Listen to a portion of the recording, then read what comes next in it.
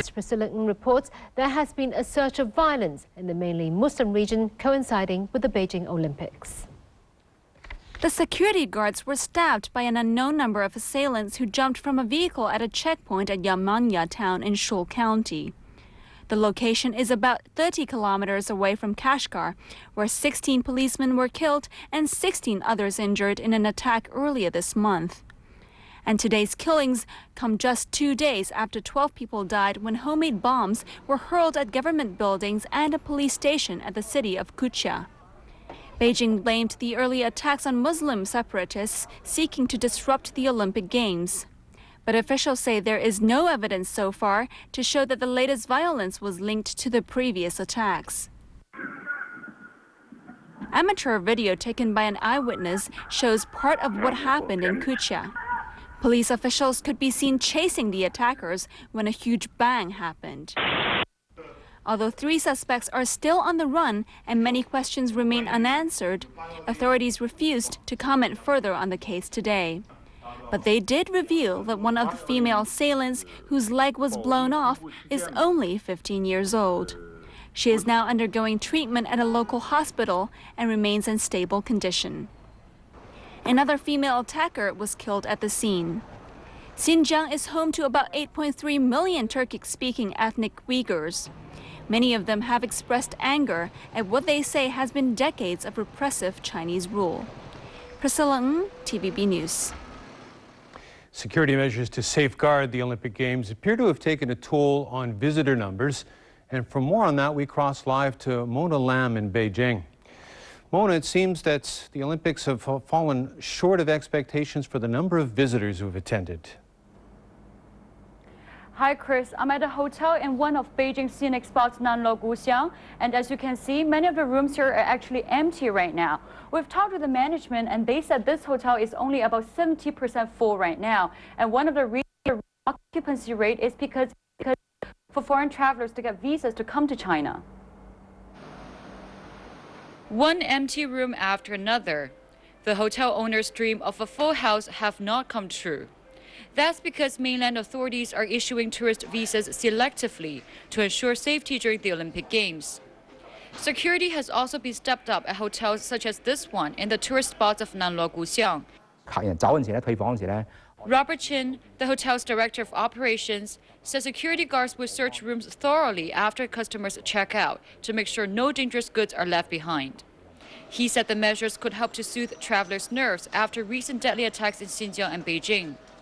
Visitors to the city, meanwhile, are complaining about high room rates. Just had an amazing time in Shanghai. We spent, I don't know, was it 3 nights in a 5-star hotel for like £500, and was paying almost twice that for 7 nights in a youth hostel, which is, you know, probably the room isn't as big as the bathroom we've just come from.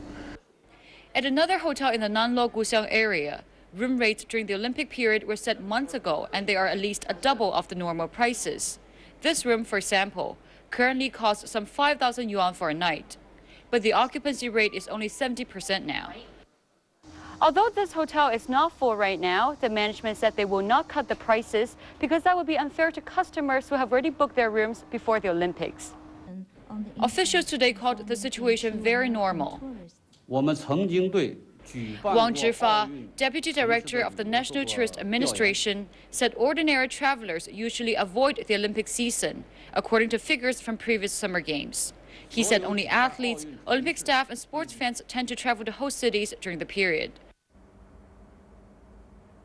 But despite a lull on tourism, the excitement on sporting events remains high in the capital city.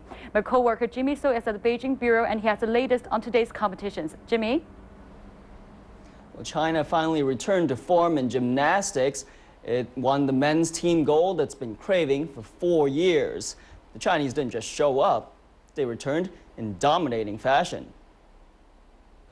After a monumental collapse 4 years ago in Athens, where they came in as heavy favorites but finished 5th, the Chinese men's gymnasts were determined to return with a vengeance. And that they did. Double all-round world champion Yang Wei led from the front in pursuit of the long-awaited gold. Then the show really began with their signature events, the pommel horse and the still rings. Xiaoqin was brilliant on the horse and took a high mark of 16.1. On the still reins, the Chinese were dominant. All three scores were 16 points or above. As soon as Chen Yibing was done with his almost flawless routine, the war began. The meet was only half done, but it was over.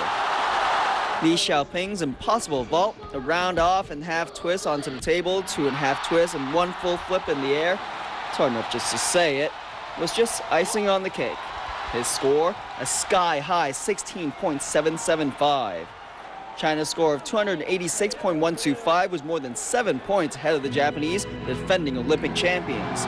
But it was also a coming of age for the Americans. Every single member of the team was competing in their first Olympics. Their team had to be patched together in the last minute. Both of the Ham brothers knocked out due to injuries. Incredibly, they came away with the bronze. Nothing patched together or last minute about Michael Phelps. In lane 6, 3 finals, 3 gold medals, 3 world records. Phelps obliterated the field in the 200-meter freestyle. He beat his own year-old record by almost a full second, touching nearly 2 seconds ahead of South Korean Park Tae-hwan. Phelps is making history every day. With this gold, Phelps is tied with the most Olympic gold medals ever, with 9. Only 4 other people are in that group. They include Carl Lewis and, of course, Mark Spitz.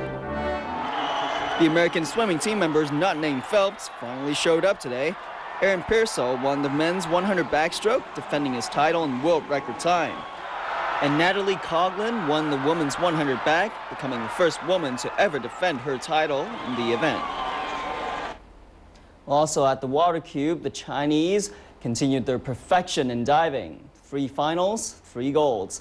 That story from Patrick Falk. The United States, spearheaded by Michael Phelps, might be stealing the show in the swimming pool, but it's China making a splash in the deep end in diving. Teenagers Wang Xin and Chen Ruolin claimed gold with a score of 363.54 on the women's 10-meter synchronized platform, comfortably surpassing second-placed Bryony Cole and Melissa Wu of Australia's score of 335.16. That puts China an impressive 3 from 3 in diving disciplines after securing gold in the synchronized women's 3-meter springboard and men's 10-meter platform.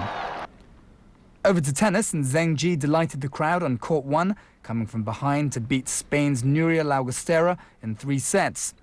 Spectators sweated it for 3 hours in soaring temperatures to watch Zheng see off her opponent 6-7, 6-1, 6-4 to advance from round 2. Meanwhile, 4th seed Serena Williams raced through to the 3rd, beating Samantha Stosur of Australia 6-2, 6-love to join Sister Venus.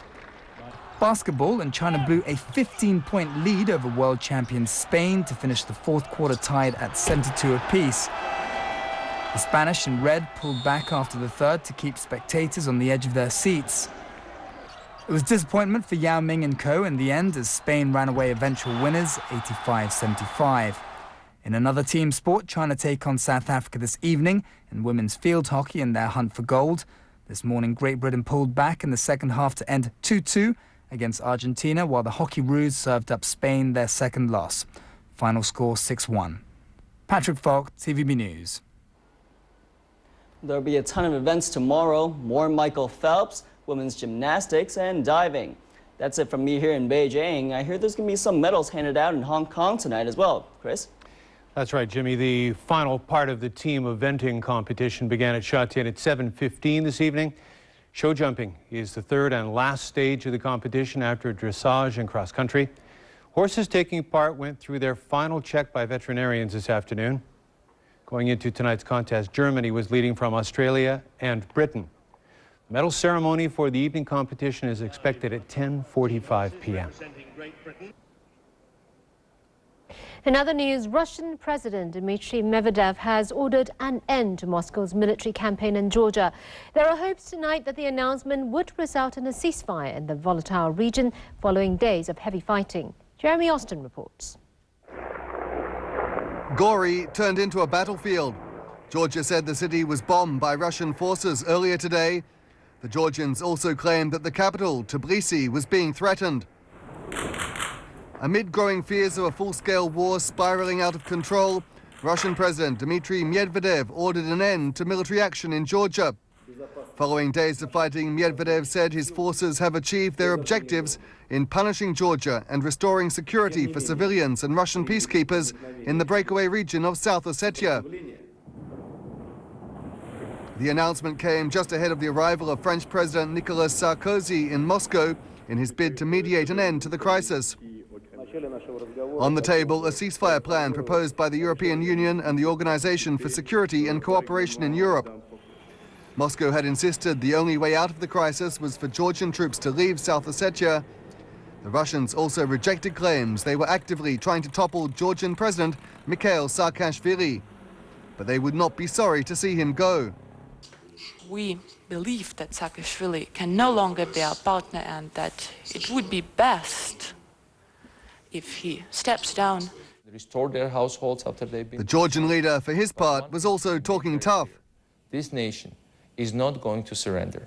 This nation is not going to give up its freedom, its system that's based on rule of law. Still, the announcement by Medvedev today is raising hopes that hostilities between the two neighbours over South Ossetia would end, at least for the time being. Jeremy Alston, TVB News. British police are hunting for the killers of a young Chinese couple who died in a frenzied attack at their home in Newcastle. The victims came from the mainland and were both graduates of Newcastle University. Police said Zhao Xi and her boyfriend Yang Zhenxing suffered head injuries inflicted by a knife and another sharp object. The bodies were found by friends on Saturday night. Detectives said the crime scene was one of the worst they had ever seen. There are concerns about a humanitarian crisis in the southern Philippines. Some 160,000 people have fled fighting between government troops and Muslim rebels on the southern island of Mindanao. Fearful villagers ran from their homes carrying only a few essential belongings. Some scrambled to find shelter at schools. Dozens of evacuation centers are becoming overcrowded. The United Nations is airlifting food to the area. Troops launched attacks over the weekend on rebels who had occupied Christian villages after a court decision suspended plans to extend a Muslim autonomous region. Authorities said the fighting had subsided today. Rioting broke out in the Canadian city of Montreal following protests over the fatal shooting of an 18-year-old by police. Rioters torched vehicles, set fires on the street, and looted dozens of stores in Montreal North on Sunday night. They also threw beer bottles at firefighters at the scene. Hundreds of police in full riot gear were deployed. 6 people were arrested. Several others were injured, including a policeman who was shot in the leg. The rioters were sparked by an incident on Saturday night in which a police patrol shot dead an 18-year-old from Honduras after confronting 3 youngsters in the district. Residents say the police were discriminating against racial minorities. And coming up after the break, karaoke's at scene of Mongkok fire were unlicensed. First seizure of counter...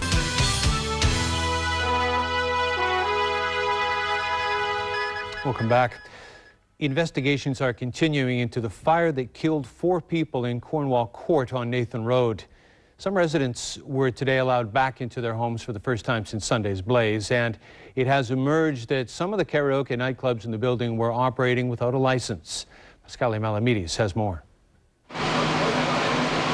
Shortly after midday today, those who live on the 4th floor and above at Cornwall Court were allowed to enter the burnt-out building. They were finally able to get back into what was left of their homes. There is still no water, electricity or gas. But residents were only too glad to be able to retrieve some of their belongings. These pictures were taken by an amateur cameraman and resident of the building on the 6th floor. The blackened and water-damaged interiors bore testimony to the tragic events that unfolded 2 days ago. The lowest 4 stories remained closed as forensic experts continued to gather evidence in an attempt to establish how the blaze started. Investigations so far have revealed that there were 4 karaoke nightclubs in the building, but only 1 had a license to operate. The nightclub where the fire started seems to have been operating without one. The Food and Environmental Hygiene Department said that one of the karaoke bars had received a license exemption, but at least 2 others did not have a license to operate. Still, all 4 were allowed to sell snacks. Elsewhere, this karaoke bar, which is similar to the one that caught fire, also has a license to serve snacks and wine. When its representative was asked if they have a proper karaoke bar license, he was emphatic. Of course we do, he said, although we saw no evidence of it. Today, bouquet after bouquet of flowers continued to pile up outside the building from people who wanted to pay tribute to the 2 firemen who were killed in Sunday's blaze. They will be laid to rest in Gallant Garden, the final resting place for those who've gone beyond the call of duty and lost their lives for others.